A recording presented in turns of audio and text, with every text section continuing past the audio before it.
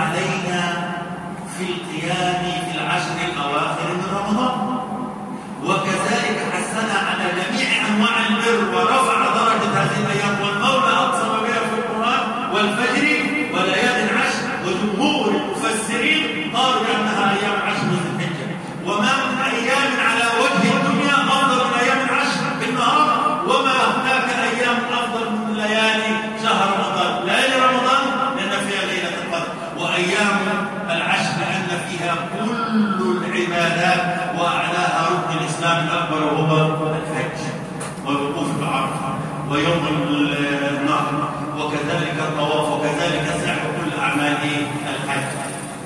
ويكفيك أن الركعة فيها ب100,000 ركعة. ركعة الواحدة ربنا وعده كام؟ ب100,000 ركعة. إيش نصف المعنى؟ وأنت في بيت الله الحرام وعلى الله وإياكم. وإذا عندما ترى أن الخليل إبراهيم يرفع القواعد من البيت، قالوا بعد أن رفعه إلى حذاء ما يستطيع من قامته أخذ يبحث، وأمر ابنه إسماعيل أن يبحث عن شيء ليرتقي عليه حتى يصل بالبناء إلى أعلى درجة ممكنة. وبعد هذا كله جاء يسأل الله أن يقبل منه هذا العمل. دي الحته بتاعت العبودية، ده السر الأكبر اللي أنا عايز حضراتكم، عايز نفسي جنبيكم نعيشه معنا، نعيشه حقيقة، لأنك عندما تعمل عمل تكون بين أمرين كما علمنا رسول الله صلى الله عليه وسلم. ده حال المؤمن بين الرجاء والخوف. الخوف أن يرد عليك العمل، والرجاء في قبول العمل. تكون خائف وأنت صايم عند المغرب، تكون خائف يا ترى قبل الصيام ولا رد علي مرة أخرى، وأنت بتصلي يا ترى قبلت الصلاة ولا رد علي مرة أخرى، وأنت بتتصدق وأنت بتذبح وأنت بتعمل أي عمل من الأعمال الصالحة. لماذا؟ لأن حبيبك النبي صلى الله عليه وسلم الشر لا يجمع على العبد أمنين أو خوفين كما ورد. إن أمنني حديث قدسي رواه النبي صلى الله عليه وسلم: إن أمنني في الدنيا أخافته في الآخرة، وإن خافني في الدنيا أمنت. فإحنا عايزين نفكر عشان نأمن فين؟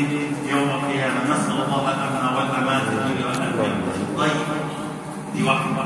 ثم نأتي للأمر الثاني: عندما دعا، هل دعا لنفسه فحسب؟ لا، وإنما دعا لنفسه ولأبنائه وذريته ولمن يأتي على ربنا واجعلنا مسلمين لك ومن ذريتنا أمة مسلمة لك. إذا أنت دعوت خدع الله لنفسك أولا، وادعو لأولادك ولأحفادك ولجميع أمة سيدنا رسول الله صلى الله عليه وسلم. يأتي حبيبك المصطفى صلى الله عليه وسلم يقول: إذا دعوتم الله فعمموا فإنه أرجى للقبول وأكثر للبركة.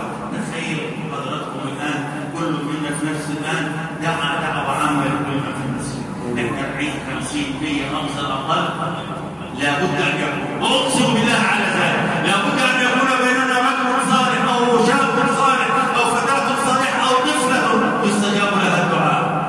فإذا قبل الله الدعاء غفر لكل أهل المسجد. فنجعلها سنة من سنن رسول الله نتعلمها من مناسك الحج. ثم ماذا بعد ذلك؟ لما نيجي نشرب الماء زمزم، ولما نيجي نسعى بين الصفا والمروة، نتذكر الأمرين معا: